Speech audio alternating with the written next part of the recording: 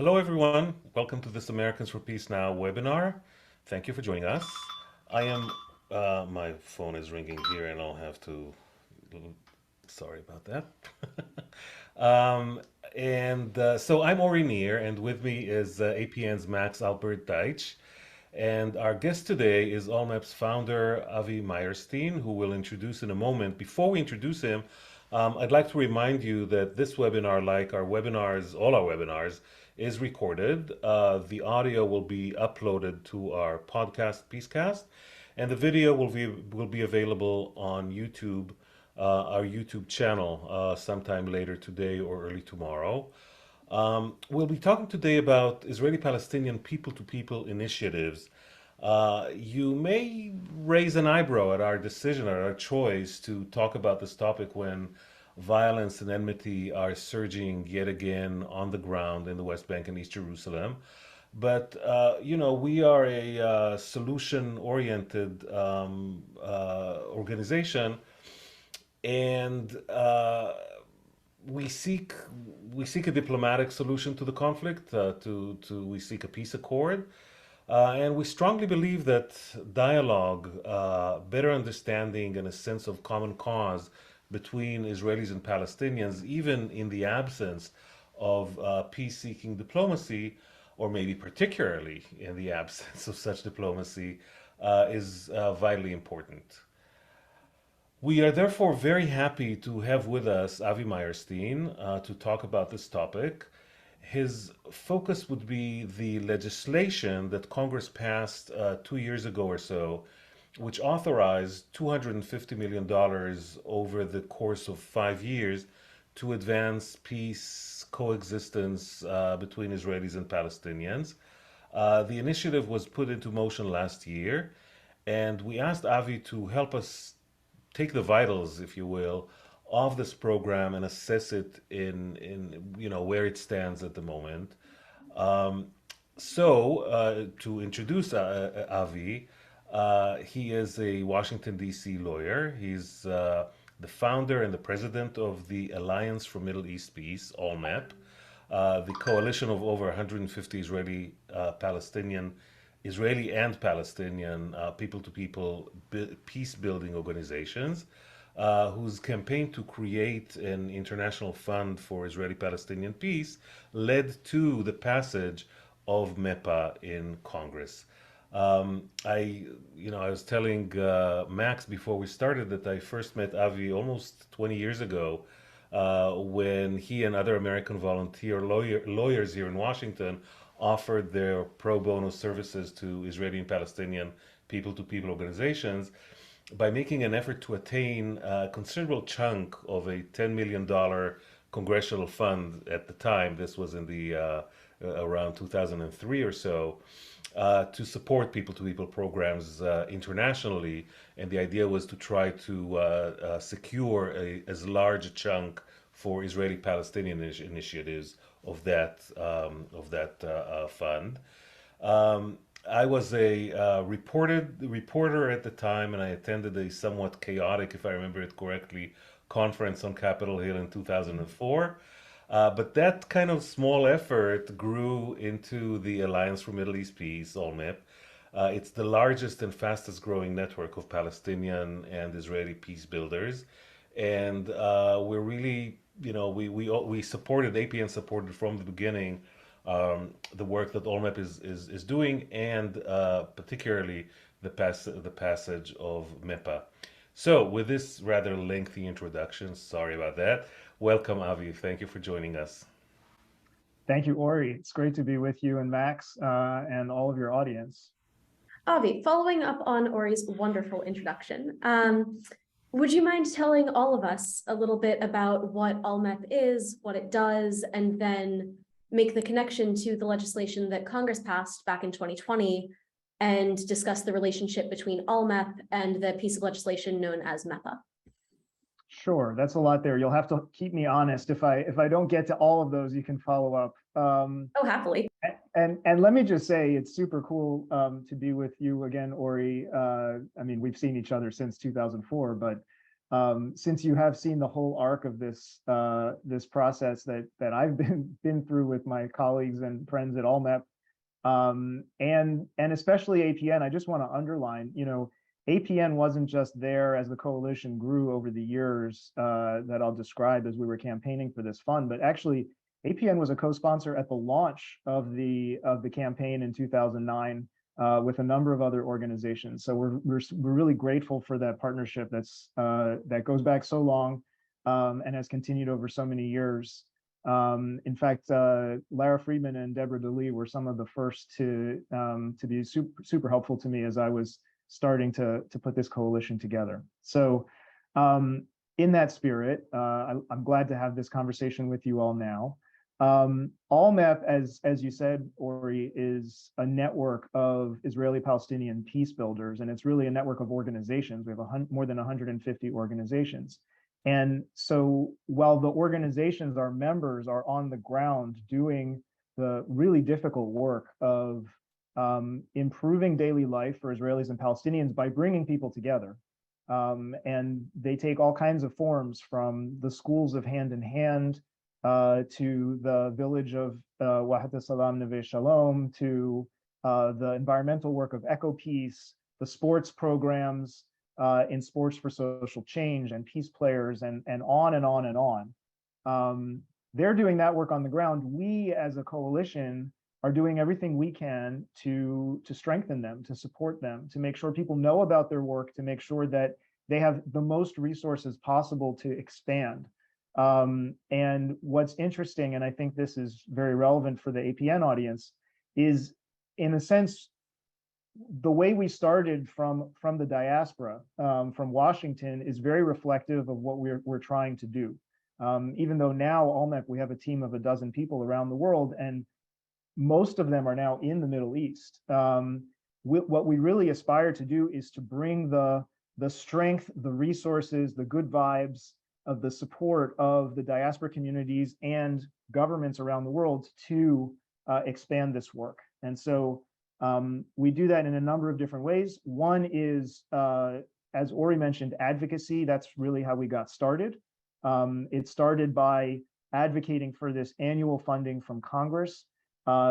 Actually, the fund started as a global one where the Middle East was getting most, and over time the Middle East got less and less. And so we proposed a new fund that would focus on Israeli-Palestinian peace building, because, believe it or not, Israel-Palestine is an epicenter of this kind of people-to-people work around the world. And so that work's been going on there for 20, 30 years. And so there's a lot of it that needs support. And that's what I learned when we started ALLMEP, was from talking to 1, 2, 3, 4 organizations, just reaching out to see how maybe we could help them from Washington. I kept hearing the same thing. I heard from each of them that they were doing incredibly impactful work. They were taking people who never met each other, Israelis and Palestinians, in their normal lives, had sometimes very difficult views of the other, but were open to engaging with each other. But they needed help, they needed facilitation, they needed a reason, they needed to get something out of it. And so then the program gives them all of those things, and they come out, and the statistics over the years are quite remarkable. You end up with, not every single person, but 70 and 80% of people that come out of these programs report significant changes in their attitudes and their behaviors. And so the programs are super impactful, even back then. But what they told me was, nobody knows we exist. If you're not shooting someone or blowing up a bus, you don't get news coverage. Nobody knows we exist. And even back then, I mean, this was the tail end of the second Intifada, which really was the reason that I felt the need to do something about this, and feel like I was somehow doing something from the United States to help. Even in those days, they had waiting lists of Israelis and Palestinians who wanted to participate, but that they didn't have the resources to do it. And so as we put all of that together, we felt like engaging with policymakers starting in Washington, but ultimately all around the world, was really important to make sure that these peace builders, could find their voice and could come together, because they were all disconnected at the time, doing this very difficult work, each alone, so that they could come together as a strong unit, and for the policymakers to hear about this so they could support it. And so for 15 years or so, Congress funded Israeli-Palestinian work along these lines, specifically as a result of the initiative we put forward, and it totaled about $130 million over those years, which is, you know, for you and me going to the grocery store, obviously a lot of money, but when you're talking about trying to create change of people's attitudes, counter to everything they've heard and seen and experienced in their lives, and active violence around them, unfortunately, it's not enough. We early on looked at models for how we could do more, which I'll touch on in a second. So that's our advocacy, and we make that case about supporting this work all around the world. We do it in Washington, we do it in Canada, we do it in Europe, in the Arab world, and certainly in the Middle East. The second thing that we do, and we do more and more of it now, and this is what our amazing team on the ground focuses on, is we have active programs to actually support the work of the members on the field. I spent the last year living in Israel with my family and working with our team and our members and our partners. And one of the cool things about that, there were many cool things about that for me personally, but one of them was I got to be there when we had our annual conference, which was the first one since COVID. There were 450 peace builders and diplomats at that event in Jerusalem, outside Jerusalem. The energy in the room as people came together to talk about their shared challenges, to talk about best practices, to learn new things. We do that kind of support for the network, the convening. We have a Scale Hub program that works to help organizations increase their abilities to do all the things they need to do in their daily lives, whether it's raising money, designing and running good programs, measuring how their programs are working. That Scale Hub program works with cohorts of organizations. We actually started with Palestinian organizations in our first cohort because they need the most support and have historically had the least support. But Scale Hub is one thing we do. Another thing we've got is Alum Hub, which is really living a vision on two levels. One, we convene about 24 organizations that are working with alumni or want to, because we found that most of these organizations, after people go through their programs, they actually don't have continuing contact and engagement, which is a huge challenge we need to overcome. So we convene the organizations to figure out how to do that better, each with their own audiences. And where we're working towards is connecting all of the people that have gone through all of these programs. So we help them feel like they're a part of a community for change, that they're not alone, having gone through one program, knowing a few people, but actually knowing that they're part of, at this point, tens of thousands of people who have gone through these programs at one time, and having a continual engagement, because ultimately, we're not just doing this to make people's water cleaner or their schools better or have better skills for jobs. Those are immediate takeaways, but we're doing it because we want to empower a community and constituency that will support diplomatic and political solutions. So that's a really important part of connecting the dots. So we do the advocacy and we do the capacity building. That's ALLMEP. You asked about the Middle East Partnership for Peace Act of 2020 and where that comes from. I alluded to before, in 2009, we launched a global campaign to create an international fund for Israeli-Palestinian peace. And actually, this is super relevant to why I'm in Belfast right now in Northern Ireland. I'm spending about a month here with the generous support of Fulbright and being hosted by the International Fund for Ireland. So when we started doing research way back in 2004 about where had this been done effectively, where had peace building at the grassroots level been applied to support political solutions to help peace arrive and survive, basically. The Northern Ireland example pops off the page. I'll say the preface, no two conflicts are the same. There are many things that are different, but the dynamics that you get into with the tit for tat violence, with the way that more moderate voices and governments relate to each other and relate to extremist groups, with the way that the media plays a role, and the way that young people and vulnerable populations get sucked in, the cycle of violence and the difficulty of getting yourself out of it, the intergenerational trauma, which is something I've been hearing a lot about here in in Northern Ireland, and certainly applies in Israel-Palestine as well, where you can have people grow up who have never themselves personally ever been the recipient of a violent attack, never been on a bus that was blown up, never seen one. And yet when something happens and they see it on TV, they feel it in their guts, the fear and the trauma and too often the hate for the other side and the desire.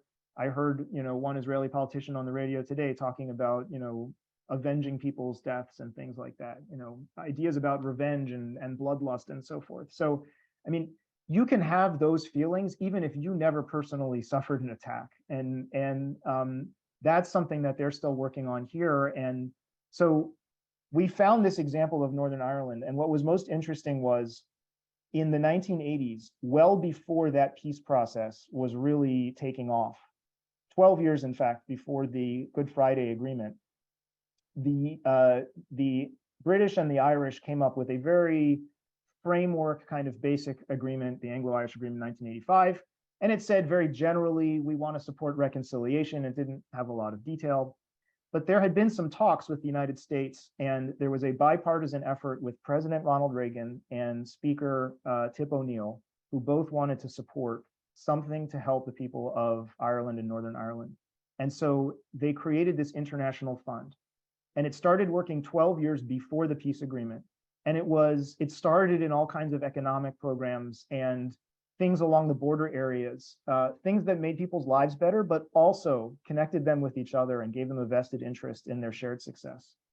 And by the time you got to the peace agreement, you had this constituency, you had this support. The fund, the International Fund for Ireland, was not the only actor on the scene, but it was a really important catalyst. It would come in and put money on, they like to say first money on the table. They would come in and do risky stuff that nobody else was willing to do, and then others would come and invest.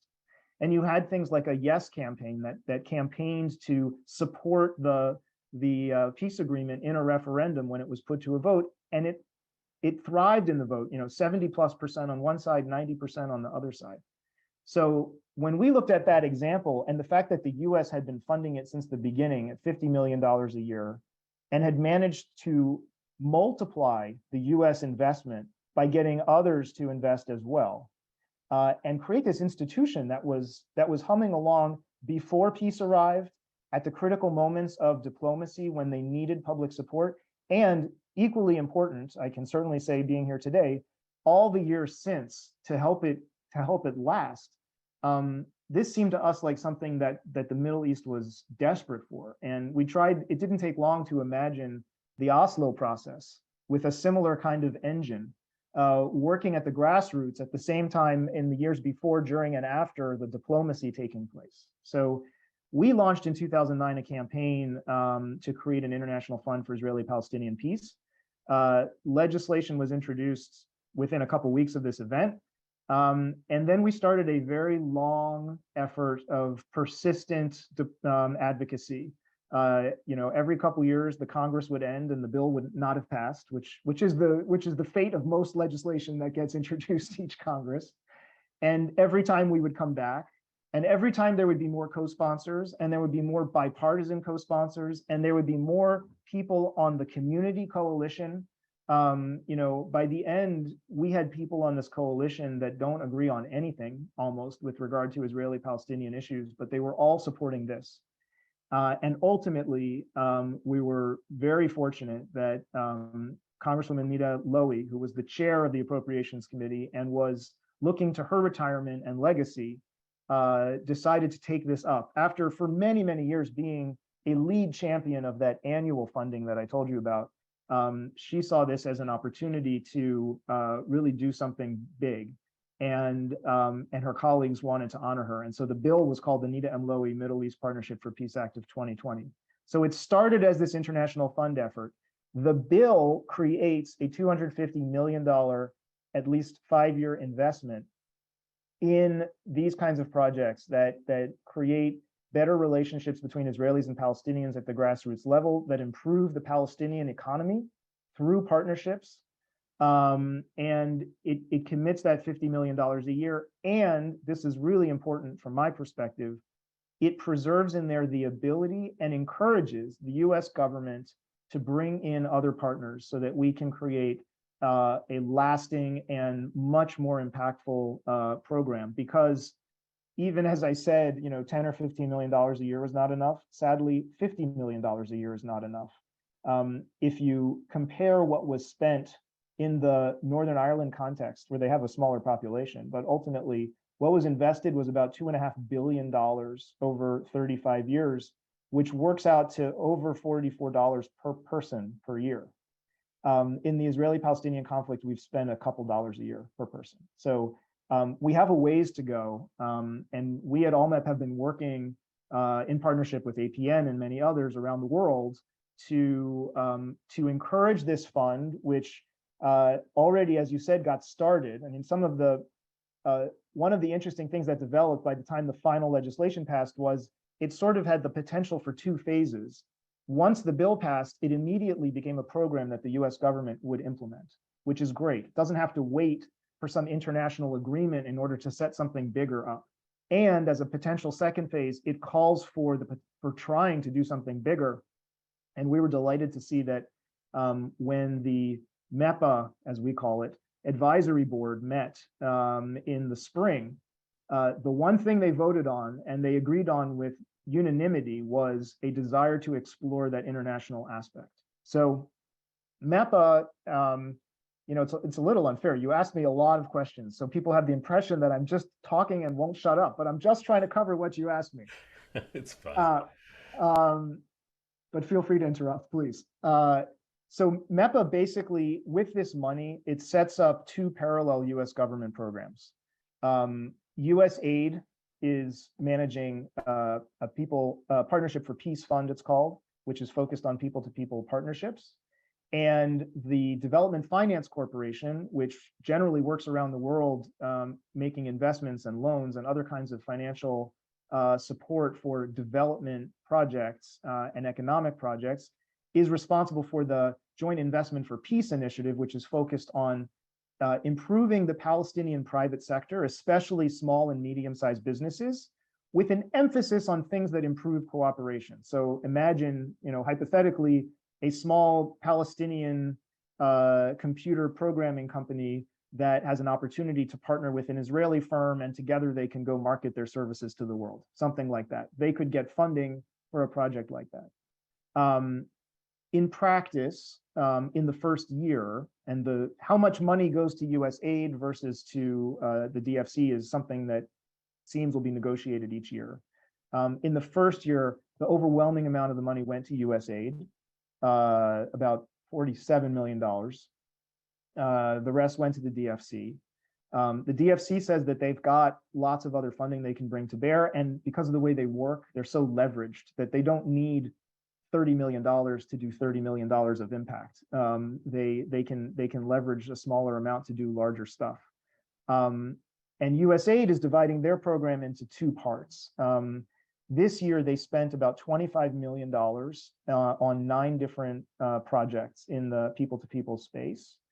And they have put out a call for proposals, put out for bid, a 5-year program for economic projects, basically that are the economic side of the people-to-people thing, with a goal towards building a pipeline that can then go into the DFC program, because the DFC works on bigger dollar amounts. And so if you look at the Palestinian economy, a lot of people see that there's a need to help smaller entities muscle up a little bit so that they can then work with a bigger entity like the DFC. So USAID has not yet, they've announced these 9 grants in the people-to-people space. They've not yet, as far as I've seen, announced who's going to manage this $90 million 5-year economic program called Building Regional Economic Bridges. So that's the rough overview. One other small point I'll make is there is an advisory board for MEPPA, which some people have heard about.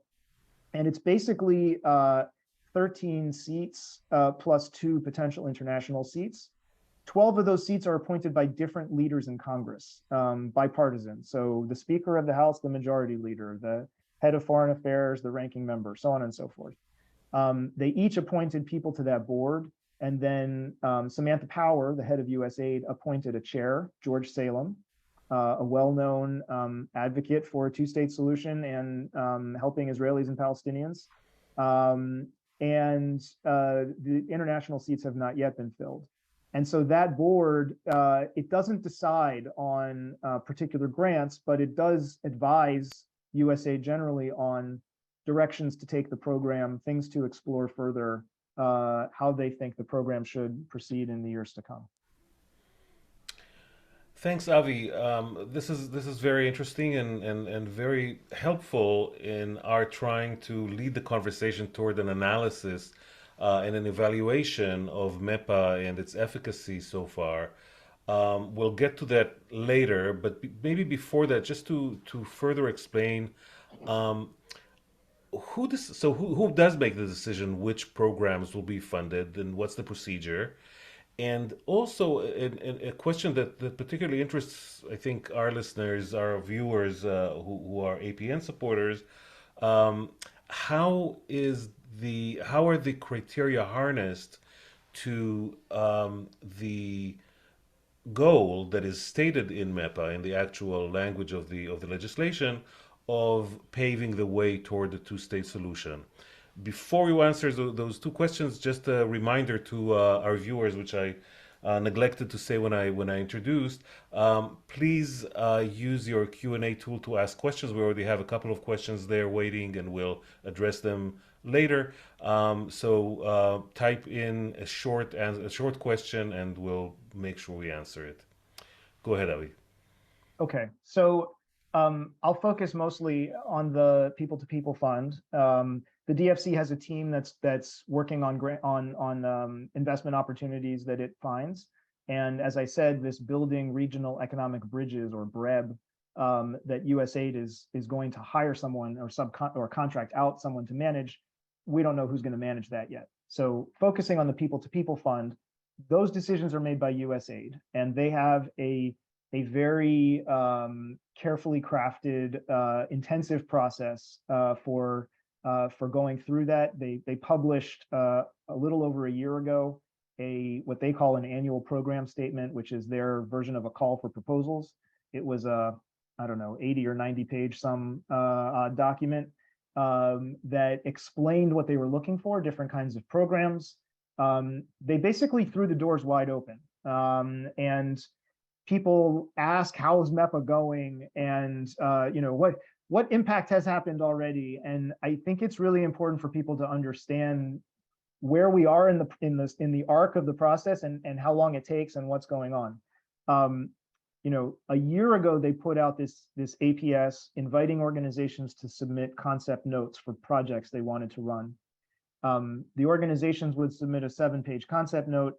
If USAID thought it was promising, they would invite them for what they called co-creation, which is when the NGO would come and meet with USAID, and together they would talk through the different aspects and basically build a proposal, a full proposal from that meeting. And then that full proposal would get considered for whether it would get funded.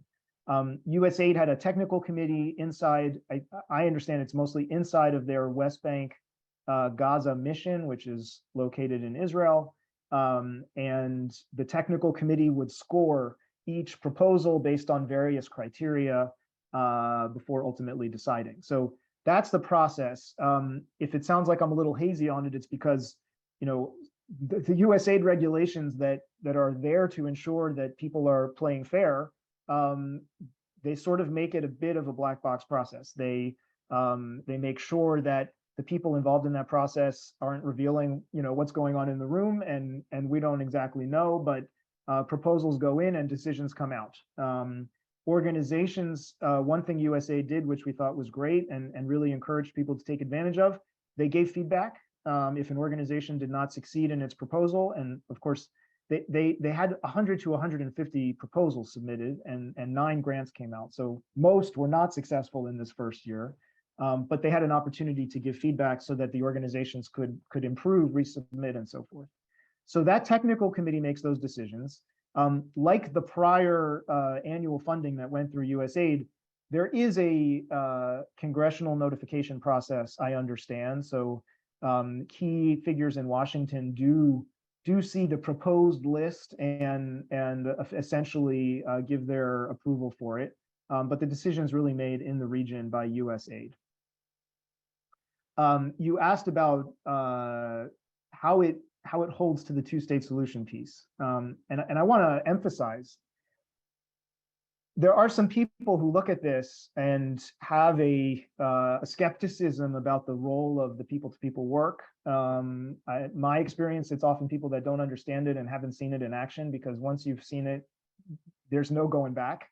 You can't help but see, and this was another thing I had an absolute pleasure to do last year when I was in the region for so long, was to see some of these programs and watch actually the process from beginning to end.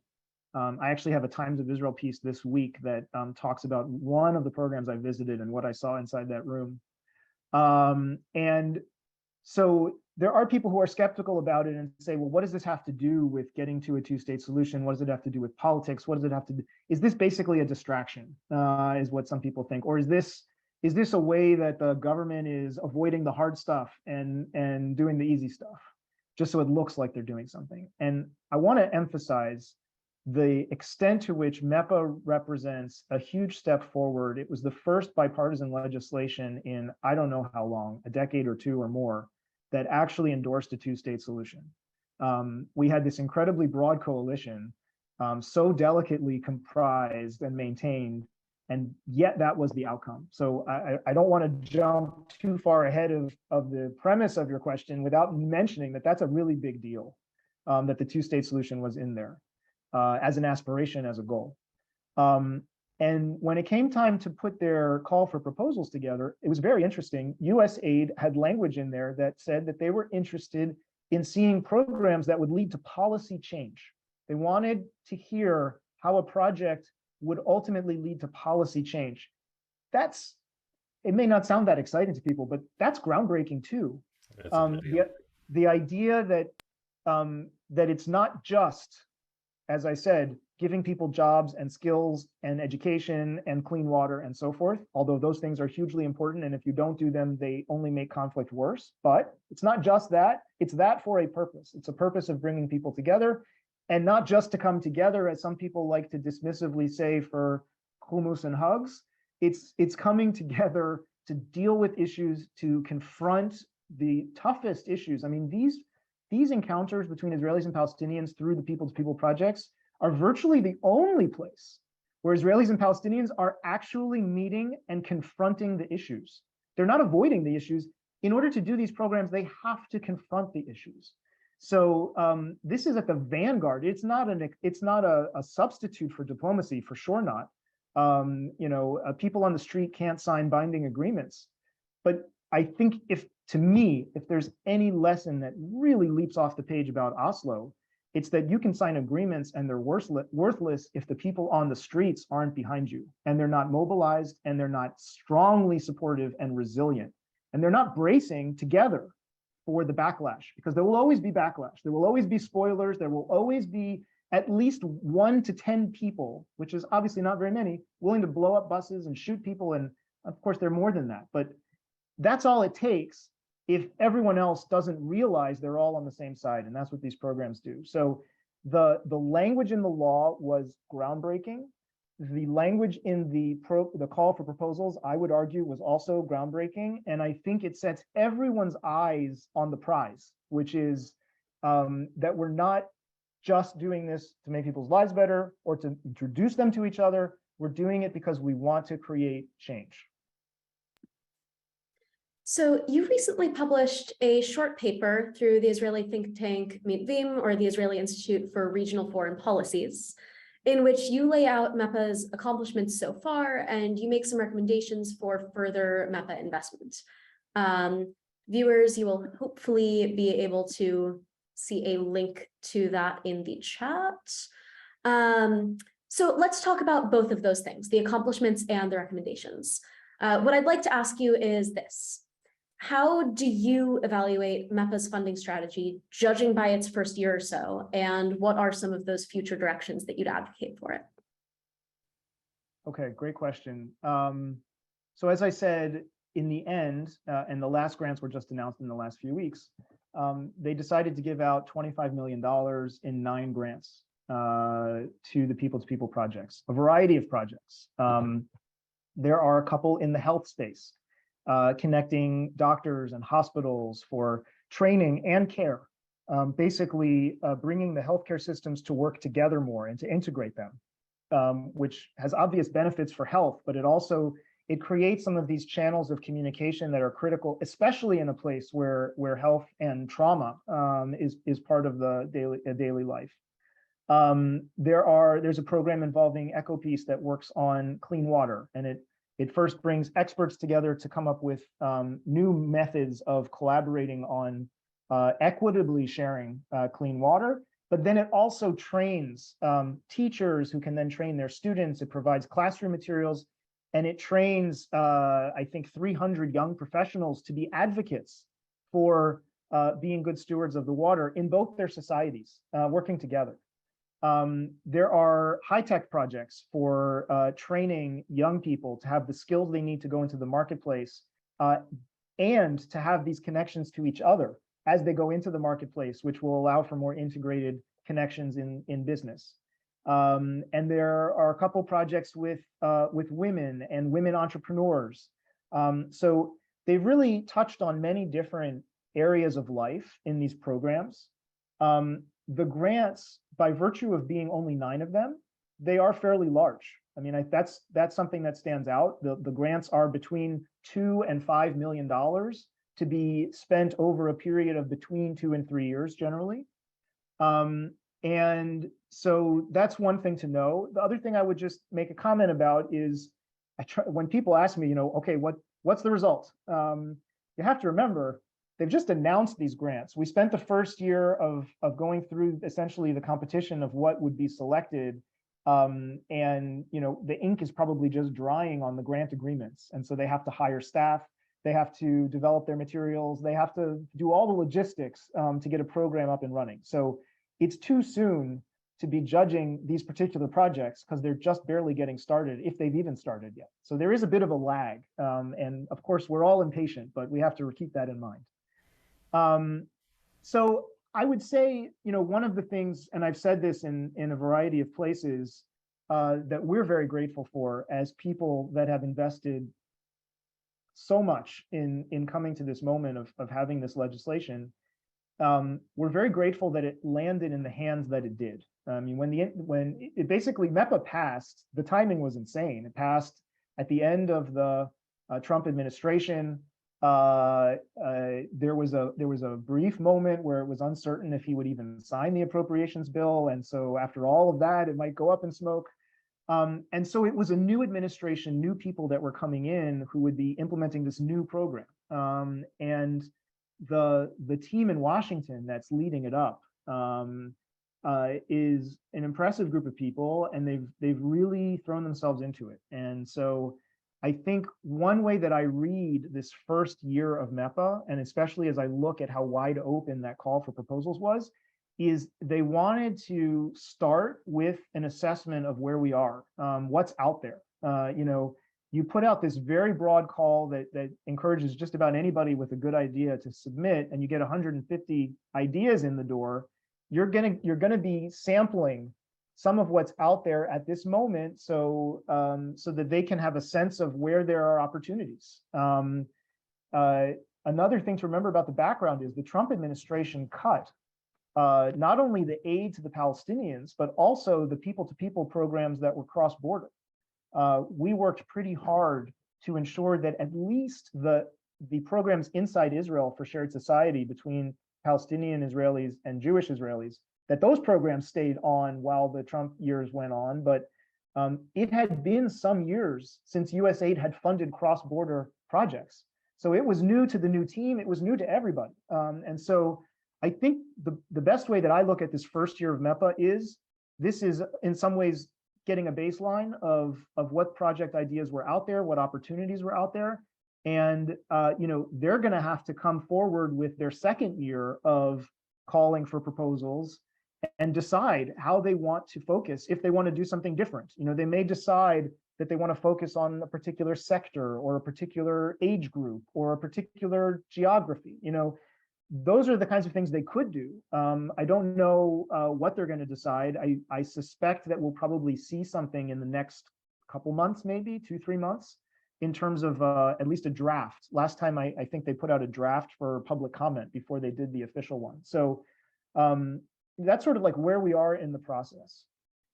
In terms of recommendations, in this Mitvim paper, I tried to look at where we were. I tried to be fair to where we were, to the people who are running this program, as I said, given all that background and where we're at. And to write some things that are really not just for USAID, to be honest. It's for all of the stakeholders. I was in New York a few weeks ago with our US director, Kari Reed, and we spoke to the Social Venture Fund, which invests in Arab-Israeli issues and shared society historically. And we went there with USAID, and we're talking about MEPPA and what it does and so forth. And our message, ALLMEP's message to those philanthropists was, you have a role to play in this. We all have a role to play in this. We've done a lot of outreach to private philanthropy. We have white papers on our website about what funders can do to get the most out of these years when the US government's putting in all this money, how funders can get the most out of it. So we're sort of looking holistically at the ecosystem, not just at USAID. With that said, the recommendations are broad, and go to many different corners. There are recommendations about what kinds of grants to give. So we saw some large grants this first year. That is great, but it leaves a lot of people out. And the vision for MEPPA, I can speak at least to the vision that we had at ALLMEP when we got the whole thing started in our original campaign, was to scale, was to take so many great ideas that are operating, and some of them are 2-people organizations with lots of volunteers. Some of them have staffs and all kinds of things, but there are so many organizations out there. We've got 150 in our network doing great stuff, and a lot of it doesn't need to change all that much. They've been working and evolving over these years. They just need to grow. They need to reach more people. They need to be able to have more seats at the table. So one thing we're hoping is that in the future, there will be more small and medium-sized peace-building grants, because most of the organizations in the field are too small to manage a $2 or $3 million grant. One day, I hope we'll be in a place where that's not the case, where they've all grown to a point that they can take that kind of money. But for now, we need to spend some concerted effort to make sure that we're not only focusing on large grants, but also distributing money so that the many, many more projects that are out there can start to really grow.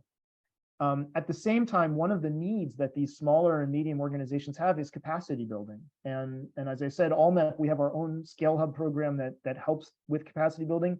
We're not the only ones. There are actually 3 or 4 other organizations out there, Amal Tikva, Search for Common Ground, Shatil, that are out there helping organizations to be better organizations. And that's something, in my opinion, that should not be divorced from the big grants that MEPPA is giving out. There's a role that the funder can play in the capacity building. And some of the things we've suggested are, you can give grants for capacity building, not for the actual program, but just to strengthen the core of the organization. Or you could give a 2-stage grant where the first 3 to 6 months is capacity building, training for the people.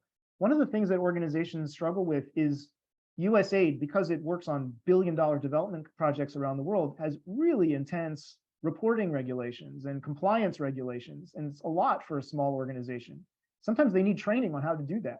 So give them 3 to 6 months of getting up to speed, of getting their books in order, of being ready. And then if they prove that they're ready, then you can go on to the substance, the meat of the grant. So those are a couple of things with capacity building, but I think it should be integrated more and more into this process. You have a question, Ori? No, go ahead. Yeah. So evaluation and monitoring is another piece. This is something that, 20 years ago, this field was much newer, and I think people sort of judged whether it was working by if it felt like it was working, but that's not been good enough for a long time. Organizations have had to develop rigorous programs of measuring whether their programs are actually creating change. Are they improving people's lives? Are they changing people's attitudes? Are they driving new behaviors? And so that's already happening, but we have some ideas for how a big funder could come into the space and really revolutionize it, because that stuff is not easy to do. Imagine if there was an app out there where it basically was like the MailChimp of evaluation and monitoring. Every small organization could sign up, and it makes it easy for you to send out surveys and polls of your participants and how their attitudes are and so forth, and to do follow-up and all of that. And then the nice nugget is, if you have this kind of tool across the field, then you get a field-wide view of all the activity taking place and where it's working and where it's not, and where there are gaps and where you need to invest more. That kind of strategic, coordinated investment is one of the things that we've been encouraging for a long time. So that's the kind of thing we'd love to see, whether it's from MEPPA or the bigger ecosystem. Investing in program graduates, I talked about how ALLMEP has started an alum hub program. This is, again, if we're going to really move the needle on the conflict, if we're going to create real communities and constituencies for change that are going to support that diplomacy, they're going to support the politics of tomorrow, then we need to make sure that whatever investment we're making in these people as community leaders is taken to the max, and that we're connecting them with each other, that we're finding them increasing and new ways to engage as they go through life. And so the program graduate piece is, again, another part. And if you were a big funder, USAID or otherwise, you could start to think about, because funders don't always do this, how each grant should have a component where 20% of the money is going to be for what happens after the program. You know, what's your continual engagement program? Something to think about. Then there are a couple sort of bigger picture things. You may have noticed, we certainly did, that even in the people-to-people side of the grants, there is a lot of economics in it. And I think there are good reasons for that. And actually, the Northern Ireland example involved a lot of that kind of investment. Economics runs our lives, your job, the things you buy, the places you go. It's really intimate in a sense. And so it's a good way to embed yourself in people's lives. But we have to be very careful that we don't run in the direction of sort of the economic peace that some people talk about, because that's really not peace at all. And so it's really important that all of the programs, economic and otherwise, have a layer of conflict transformation in them. You know, that means you're not just bringing the entrepreneurs together to talk shop. That's important. But you're also helping them confront the conflict and develop ways that they can be productive members of society in advancing change with respect to the conflict. The very best of our programs within ALLMEP, they do that. These are things that I got to see in person when I was over in the region. Programs that combine, half your time is engaging on the conflict itself, and then half your time is learning your IT skills and building your business. And what's amazing to see is the time you spend on the conflict. First of all, a lot of the people come to the program in order to get the job skills. You know, that's the sweetener that brings them in the door. But when you talk to them at the end, they'll say, yeah, I wasn't really here for that conflict stuff, but actually that was the best part. And when you get to the end, where they're actually, I'm thinking of Tech to Peace, for example, when they're doing a competition like a Shark Tank thing for their business ideas, you see these program participants, young Israelis and Palestinians in their 20s, and they're not talking about the conflict at all, because they've been dealing with that. Now they can talk about business in a real partnership kind of way. So that's the conflict transformation piece.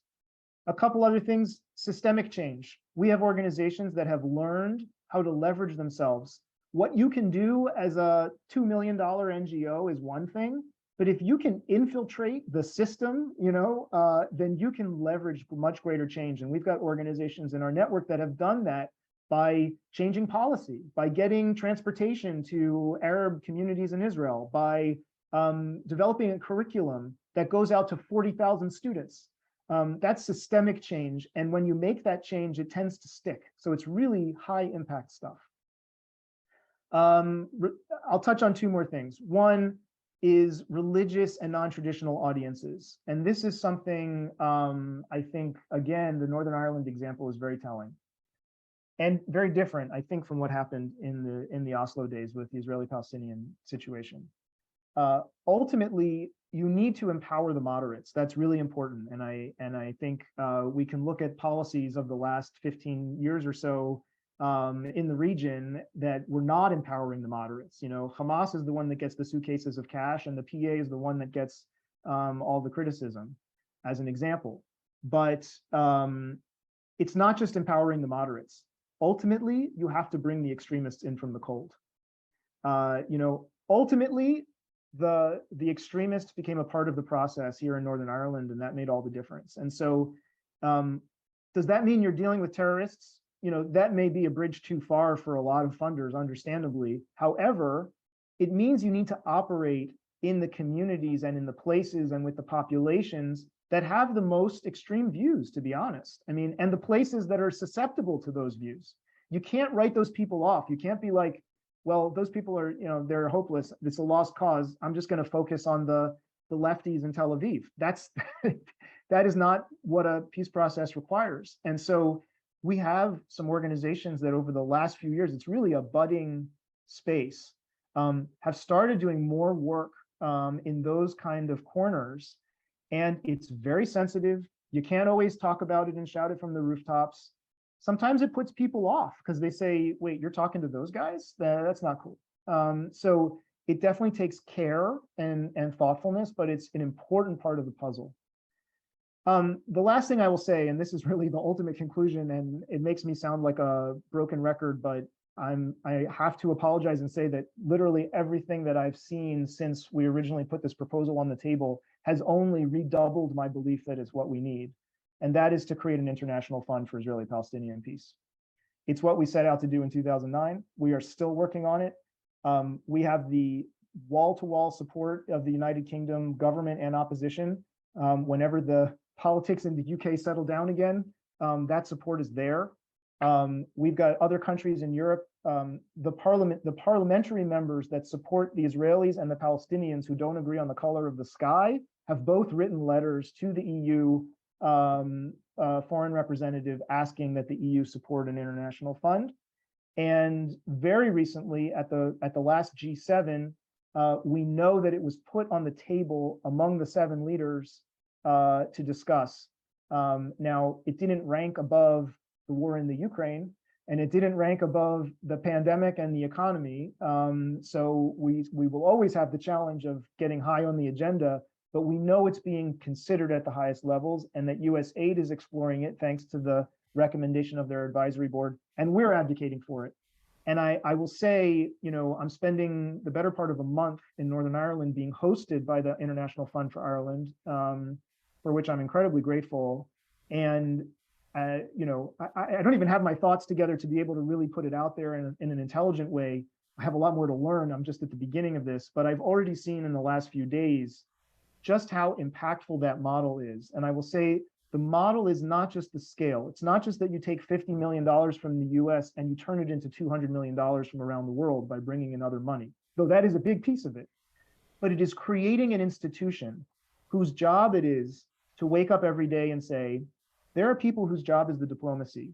That's what they're going to focus on. My job is to wake up every day and say, what am I doing on the grassroots to create the environment and the conditions so that the diplomacy can thrive?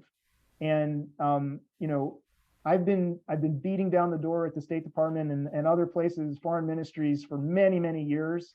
And I long ago realized that as diplomats, their number one job is diplomacy, and that's fair enough. But that's why we need an independent institution whose job is the grassroots diplomacy and creating those conditions and those partnerships that ultimately can make a future peace process look different than the one that we saw in the past. Thanks. We have quite a few questions in the Q&A. Fortunately, I think that you actually answered quite a few of them. I'd like to take 2 that you have not answered or that you have not related to and maybe put them together, and those have to do with normalization and anti-normalization. So one question coming from our friend Hillel Schenker is, how do you deal with anti-normalization on the Palestinian side, which obviously hinders, hampers the attempt to um, mobilize Palestinians for people-to-people activity? And then the other question comes from Martin Raffel, who I'm sure you know as well, who's asking about normalization. In other words, the normalization agreements that Israel has signed with Arab countries, is there a way to try to harness them, maybe make them a component, maybe a major component of an international fund?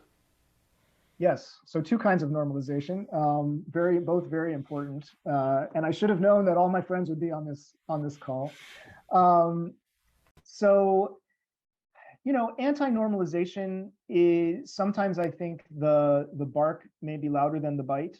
You talk to Palestinians in the West Bank, and sometimes you can hear an earful about how people in the diaspora are making a lot of noise about them cooperating on solving problems, when they're in the pressure cooker, but the people in the diaspora are shooting at them for doing that when they're safe and comfortable in Canada or wherever. So I think that's part of it. I don't want to be completely dismissive of it. It definitely is a factor, and I think it, regardless of how many they number, it definitely can hinder the willingness of people to participate, certainly publicly, in things. The organizations in our network and our own team, led by our regional director, Huda Abu Arqub, really have become quite adept at figuring out how to do the work that needs to be done in the environment where there are people who are calling for anti-normalization. I think at the end of the day, action talks and progress talks. And I'm not sure how much progress and success the anti-normalization folks can claim in terms of how they've made people's lives better. But there are people whose lives are improving and whose opportunities are expanding, and who can see, it's not quite a political horizon perhaps, but who can see a little bit of a horizon from doing this work. So it's delicate, but it can be done. And I think the biggest examples are you show people how it leads to action, how you're creating allies, how you're bringing, if you're Palestinian, how you're bringing Israelis to understand your situation and to be allies with you in fighting for change. We have organizations like Combatants for Peace that are on the front lines of doing that. Very quickly on the Abraham Accords, because I know we're running out of time. You hit on one of our big selling points, which is if the Abraham Accords were initially conceived, at least by some of their parents, as a way to avoid the Israeli-Palestinian conflict and to sideline the Palestinians, then A, that's not the world we're living in right now, because those people aren't in power anymore. B, that was never going to work as much as they would have wished it. C, it creates an opportunity because a lot of people want to see the Abraham Accords succeed, but they also want to see that the Abraham Accords finally get that missing piece. And I would argue actually can be a driving force for progress on the Israeli-Palestinian front if done right. And one way to do that is to use the international fund concept as a gateway for countries that are part of the normalization, and maybe even some countries that are not yet part of the normalization, to say, okay, you're not signing a peace deal with Israel today, but you can do this. You can vote for, you can support, you can fund, you can officially align yourself with this effort to create a two-state solution by partnering Israelis and Palestinians, by investing deeply on the ground to improve their lives. So that's a case that we're making, and certainly welcome lots of friends and allies in making it to all the parties about how the Abraham Accords can be leveraged towards Israeli-Palestinian peace, perhaps through an international fund. Great. Thanks so much, Avi. So we have quite a few other questions that we have not addressed. What I'd like to ask people to do is to email me with any questions that they may have following up on our discussion today. I will share them with Avi with his permission, and he can then address some of them at least. And there's some technical ones that I can definitely address as well. I mentioned earlier that the recording of this webinar will be on our podcast, Peacecast, There is an episode that we just uploaded today that has to do with another people-to-people program that I think people may be interested in, and that is the Jerusalem Youth Chorus. And we spoke, Amazing. Max and I, with the founder, Micah, who I think was, very interesting conversation. I think people will enjoy it. Quite a bit to chew on in terms of people-to-people programs. Programs that I feel always, really instill a sense of hope and positivity, which we need quite a bit of a dose of these days. Um, Thank you very much, everyone who joined us. Thank you, Avi. Thank you, Ori and Max. This was a real pleasure. Great. And we'll see you soon. We're going to have another webinar next week that will deal with Israeli elections. So we'll send out the invitation shortly. Thanks, everyone, and goodbye.